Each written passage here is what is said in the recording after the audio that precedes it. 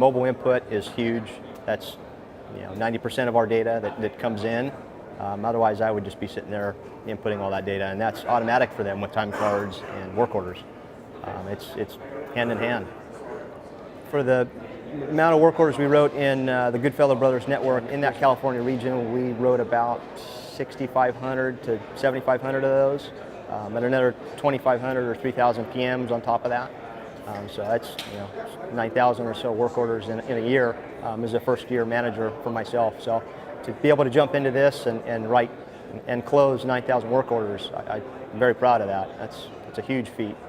The learning curve on Equipment 360 on the mobile mechanic side, the input side of most of the mechanics is if you could use an iPhone, which most of our crew could, we went from 0 to 60 into it pretty heavy, and everybody caught on within 90 days. We were pretty proficient.